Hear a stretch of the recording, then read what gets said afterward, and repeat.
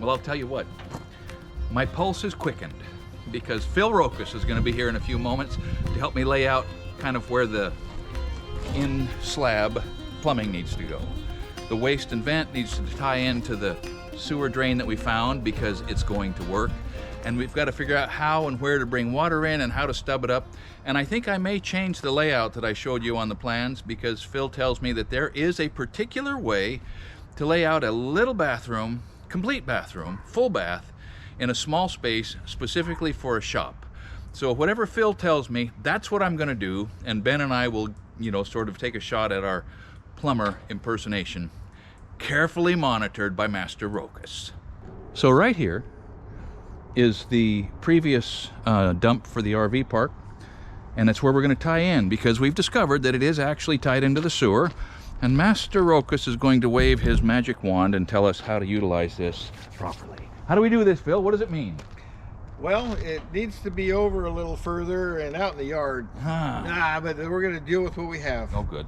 So what we're going to do is bring the line in to the bathroom and pick up our 3 fixtures. A sink and a toilet, and I'm standing in the shower right now. Nice. We're going to use modern wet venting techniques. Sweet. That way, normally a toilet being down there gives us a length of pipe to branch off of. That's large, Like 3 inch? Yeah, this will be 3 inch. So what we're going to do is come over here and come in straight to where the toilet is, and then come with a T going into the toilet. Then standing up a 3-inch pipe clear out the roof for a vent. That'll work. The vent has to equal what leaves. 3-inch pipe is leaving, so we need 3 inches worth of vent. Okay. So we're going to take the shower arm and come over here and stack it on top of the T, pointing this way. There'll be a 3-inch T going to the toilet and a 3x2 T going to the shower. And the 3x2 T will be on top of the 3-inch T. The only way this would work is if we had a lot of depth, which we do. Because we're stacking a bunch of fittings. And underneath 2 T's will be a 90, long sweep 90 going over to that. Now, on the way over to that, in this leg, there'll be a Y, and it'll go over to a sink over there. And the sink, in our code, will allow us to use a vent, a mechanical vent, or we can come up in the joists and tie it into this 3-inch one like normal humans do. So the worst problem here is we need a clean out, a dual clean out, but everything's coming up in the building. So above floor level here on the top plate, above it will be another 3-inch tap T. And it'll end up being this high, the center of it. We got the winding stairs coming around, and what I want to do is run a pipe out the wall for the clean out from the tap T. So we might bring the pipe in over here further, and then point the T at the toilet that way. That gives us a little more height to get under the winder stairs to get the clean out. All kinds of crap to consider. Yeah. Okay, Scott, here's your magic marks, and if you forget where to dig the whole thing up. All right. You got to get underneath the foundation here. It's pretty deep. Like the flow line there is like 8 inches below your toe or something. Right. So this will be 8 inches deeper than that yellow line. Okay. Right in through here. But it only has to be, doesn't have to be as deep through there. So here, let's just lay this out. We got a ditch coming through here, tying into our main sewer there. Yes. And so right in here we can start coming up. Quite a bit more shallow from this elbow, about right here. Okay. Oh wait, we're going to put it clear in here. And this is going to point at the toilet, which is this yellow line is the toilet. Okay, toilet's right here, 15 inches from the wall, yes. Okay, and so dig a ditch from here to here, underneath the footing, deep out in the yard, the same depth, over to there, and I'll come back and tell you more things to do. And then the stuff to the sink can just happen in the fine grade in the top. Well, yeah, I think that line there is our shower, which is this. Okay. Shower is wet vented from the toilet vent. Okay. And this Y is going to go in down here deep. It'll rise up in here. Okay. Past the footing and go to the sink over here. All right. So, I don't know how much sense that makes, but Great. once you dig some ditches, we'll lay some more pipes in them and Yep. you'll understand a lot better what's going to happen. We will take it to that juncture. I did a lousy job of filming the actual plumbing process. My only excuse for that is that at the time I was pretty sure that I just was not going to get any of this stuff right. And I just couldn't spare the bandwidth to mess around with the camera while I was doing something that I had no confidence in my ability to do. I knew at the time that I was going to regret it, and sure enough, I do regret it, because I didn't record accurately what it is that I worked on and that frankly is interesting. But at the time I convinced myself that I just had no other choice. Watching this now, I realize that of course I had other choices. I should have just shut it down for the day. I should have slept on it. Heck, I should have slept on it for a week and then come back ready to take care of things, maybe with some more information, maybe with a drawing, and taking care of it in the right way at the right time. You may have learned by now that I don't know really anything about plumbing. And so you may be asking yourself, what are you doing, Wadsworth? I mean, you're just in the middle of making a huge mess, except for one thing. I have on speed dial 1-800-CALL-PHIL, which is what I'm going to do right now. Because what he described to me day before yesterday that is encompassed in these boxes of fittings means absolutely nothing to me at this moment.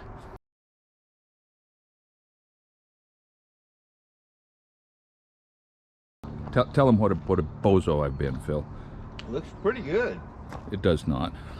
But that top fitting goes on the lateral down below. Okay, I was uncertain. To the toilet? No, it's for the little sink over here. Right, but it goes on the fitting to the toilet? Yeah, down, way down that one. Okay. Well, look at your creativity. Well, not going to work, is Do it? it right. Not going to work. You can't put a T up on its back, Well, ever. A T never lives on its back unless it's a vent fitting. For that one right there? Yeah, the T was supposed to, an elbow rising up, a T pointing this way. So this ditch is 2 feet too deep. Remember, we laid it out so this 3-inch pipe was just barely below the grade. And then I started digging and I couldn't remember and it didn't make sense to me and I couldn't figure it out. Everybody thinks plumbing's easy. Yeah, it ain't. But it is. And see, we have a 5-7 degree deflection into that 3x4. That's bad. I'm hoping we could. I went down and I got a 22.5 right there. Because that thing, as it turned out, was running off to Coogan's Corner. No, I don't want to be mean. Oh, I'm sitting down right now. Don't ever do anything without telling me you're doing it. I know. Ever. I know. So backfill the ditch, compact it in, and start again? Let's try this one more time. Okay. Have another roll, If Phil. you had a better idea what to do, if you had worked with someone that can communicate and articulate, you'd be on easy street. We should have written something down. I know, but I can't draw nothing. It's all right. But you're doing pretty good. So, picture that T on its back being an elbow. Just change it out for a 4-inch elbow and come up. Put the T that's on the ground now at a proper orientation where it looks like this. Remember my sign language? There you go. And this part will be as high as the bottom of your footing. Yep. So the top of that pipe, as we measured it, would equal pretty close to laying at the bottom of the footing. Okay, hold all of that. Don't give me another syllable. Let's just put it together now. Let me do part of this. Tear it all out. We'll start it from right where you're standing. You did fine, except Just wrong. it's wrong. Yeah, everything's right except it's just unacceptable. Ken, you know I told you this is how it was going to go. You know, I know about 1% of what he does. It's weird to tell him how to do anything. So by the time you get all back on track here, I'll be right back with some more fitting. Okay? Okay. This is the third time Phil's come back to save me. I, as it turned out, dug my trench 16 inches too deep. That was, I mean, it didn't take any time at all to dig the trench, but it's going to take some time to put that back together. But it's survivable, so he assures me if I anchor this offset 45 contraption properly, we can kind of work both ways. I hope we can.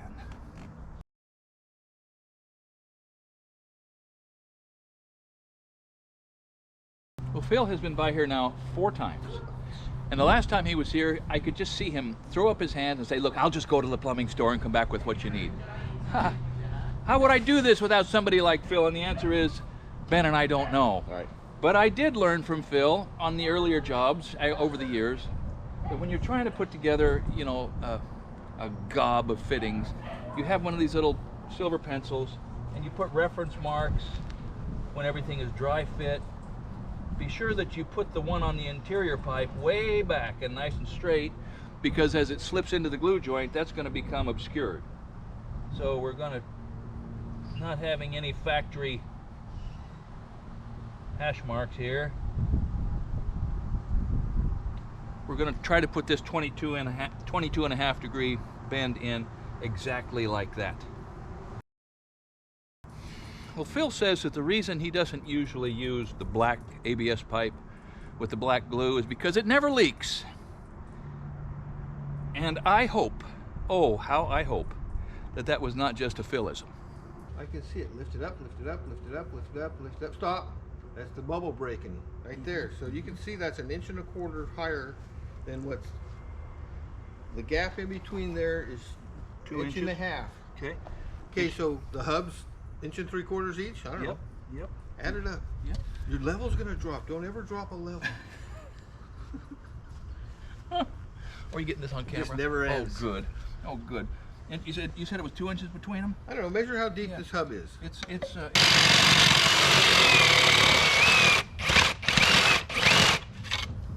Well, it's another good day because I've called in and will be having, in the next 2 or 3 hours, the first 2 inspections on this project. The first is a site inspection, which verifies that the building is sitting in the right spot. And the second is underfloor plumbing, which verifies that this waste and vent tree, this collection of black ABS pipes that took me like 2 days to put in here. Man, I'm thankful for Phil Rokas. I would have never made it without him. The inspector is going to verify that it's holding water with about a 10-foot head of pressure. There's a standpipe right there, a 3-inch line that comes in as the sewer line and then continues as the vent is going to be full of water. When the inspector gets here, we put a balloon bladder in through this T to plug off the system. The bladder leaked the air out over the weekend. I'm going to air it back up, refill this thing with water, and the inspector will be so pleased when he gets here, we hope. Well, we passed our first inspections. That's really great. There was no question about passing the location of the building. The setback was in compliance. But there's always, for me, a question about passing anything to do with plumbing or electrical because I don't really understand it, but I understand it better now. Phil, as I've pointed out, came over and, held my hand. And what we had laid out here, even though I didn't film all of it because of the frustration level associated with plumbing, by the way, this is related to one of the fundamental rules of productivity, and that is if you can't talk and work at the same time, then stop talking. And I've learned with this social media adventure that if you can't run the camera and work at the same time, then shut off the camera. So that being said, and that being what happened, we didn't film much of this plumbing going in, but what we have right here is a wet vented lavatory.